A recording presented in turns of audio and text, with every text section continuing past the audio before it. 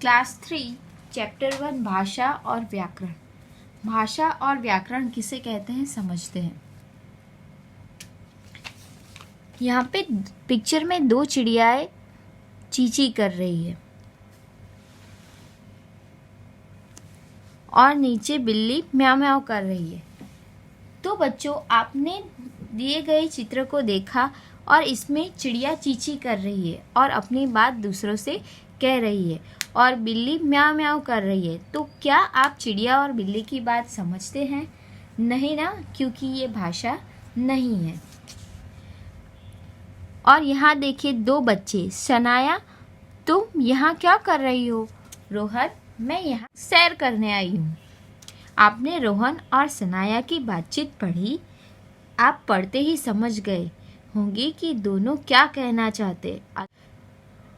अतः भाषा वह है जिससे हम अपने मुख से उच्चारित करते हैं और जिसके द्वारा अपने मन की बात दूसरों तक पहुंचाते हैं। तो भाषा क्या होती है? जिसे हम अपने मुंह से बोलते हैं और जिसके द्वारा हम अपने मन की बात दूसरों तक पहुंचाते हैं। भाषा किसे कहते हैं? भाषा वह साधन है जिसके द्वारा हम अपने मन के भावों और विचारों को एक दूसरे तक पहुंचाते हैं। हमारे मन के अंदर जो भी विचार है उसे हम दूसरों तक पहुंचाने के लिए भाषा का उपयोग करते हैं। तो भाषा के कितने रूप होते हैं? तो भाषा के दो रूप होते हैं, मौखिक रूप और लिखित रूप। मौखिक रूप जिसे बोलचाल का रूप कहा है और लिखित रूप जिसे हम लिखने का रूप कहते हैं। तो पहला है मौखिक रूप, ओरल लैंग्वेज।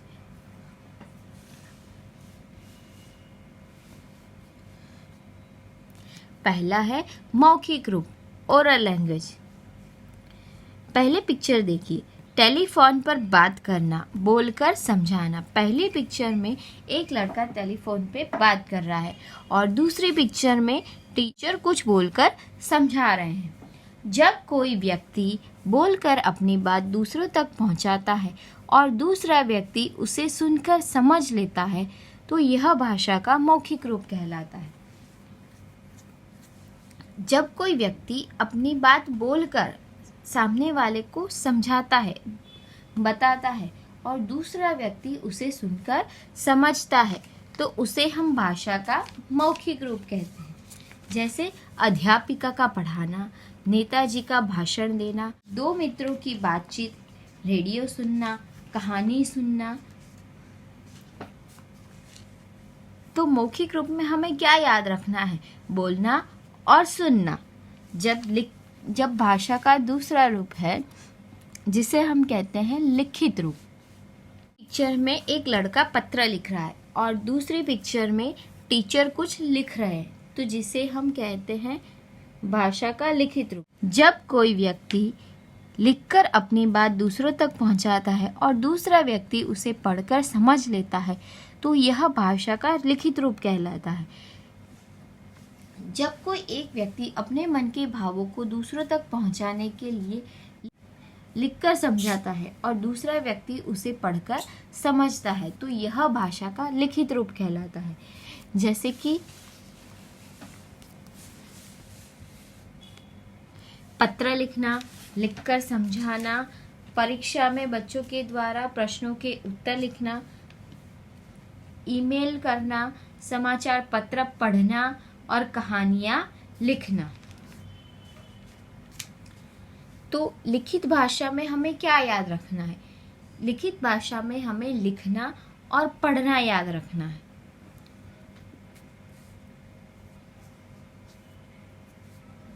अब है विभिन्न भाषाएं।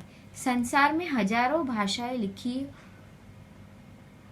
और बोली जाती है। भारत में अनेक भाषाएं बोली जाती है, जैसे हिंदी, कश्मीरी, गुजराती, मराठी, कन्नड़, कोंकणी, मलयालम, तमिल आदि।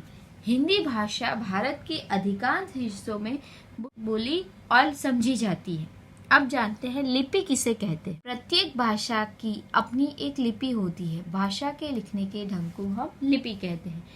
सभी भाषाओं को लिखने और पढ़ने के लिए कुछ वर्ण चिन्ह होते हैं। उन्हीं वर्ण चिन्हों के द्वारा हम अपनी बात लिखते हैं और भाषा के वर्ण को लिखने के ढंग को हम लिपि कहते हैं। जैसे यहाँ पे कुछ भाषा और उनकी लिपि के नाम दिए गए हैं, जैसे हिंदी, कोंकणी, मराठी और संस्कृत। तो ये देवनागरी लिपि में लिखी जाती है। अंग्रेजी रोमन लिपि में लिखी जाती है। उर्दू फारसी में, पंजाबी गुरुमुखी में। प्रत्येक भाषा की अपनी एक लिपि होती है। व्याकरण भाषा को शुद्ध रूप से बोलने, पढ़ने और लिखने के लिए कुछ नियम बनाए गए। इन नियमों की जानकारी देने का काम व्याकरण करता है। जैसे कुछ उदाहरण देखिए। बच्चा घर जा रहा है, मेरे को सेब खाना है, आयुष सो रहा है। ऊपर दिए गए वाक्य में भाव समझ में आ रहा है, लेकिन ये व्याकरण के अनुसार ठीक नहीं है और ये पढ़ने में बिल्कुल भी अजीब लग रहे हैं। तो इनका शुद्ध रूप क्या होगा? बच्चा घर जा रहा है, मुझे सेब खाना है, आयुष सो रहा है। वाक्य किसी के शुद्ध या अशुद्ध होने का पता हमें तभी चल सकता है जब हमें भाषा के नियमों की जानकारी हो। जब वाक्य ठीक है या नहीं है, शुद्ध है या नहीं है, हमें तभी पता चलेगा जब हमें उन व्याकरण के नियमों की जानकारी हो। तो हमें यही जानकारी, इन नियमों की जानकारी व्याकरण देता है। भाषा के नियमों की जानकारी देने का काम व्याकरण करता है। भाषा के इन्हीं नियमों की जानकारी हमें व्याकरण ही देता है। तो इस चैप्टर से हमने क्या सीखा? भाषा के माध्यम से हम अपने विचारों को दूसरों तक पहुंचा सकते हैं। हम जो भी कहना चाहते हैं, हम भाषा के द्वारा दूसरों को समझा सकते हैं और दूसरा भाषा के द्वारा ही उसे समझ सकता है। हम अपने विचारों, भाषा के दो रूप होते हैं, मौखिक रूप और लिखित रूप। मौखिक रूप जिसमें एक व्यक्ति अपनी बात को बोलकर समझा रहा है और दूसरा उसे सुनकर समझ रहा है। तो मौखिक रूप में हमें बोलना और सुनना याद रखना है। दूसरा है लिखित रूप में एक व्यक्ति लिखकर अपने विचारों को लिखकर समझाता है और दूसरा व्यक्ति उसे पढ़कर समझता है। तो लिखित रूप में हमें लिखना और पढ़ना याद रखना है।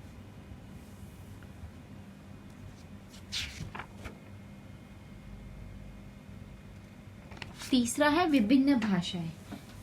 भारत में अनेक भाषाएं बोली और लिखी जाती है और भारत में सबसे ज्यादा हिंदी भाषा बोली और लिखी जाती है। लिपि भाषा के लिखने के ढंग को हम लिपि कहते हैं। और व्याकरण, तो व्याकरण भाषा को शुद्ध रूप से बोलने और लिखने के लिए जो नियम बनाए गए हैं उसकी जानकारी हमें व्याकरण देता है।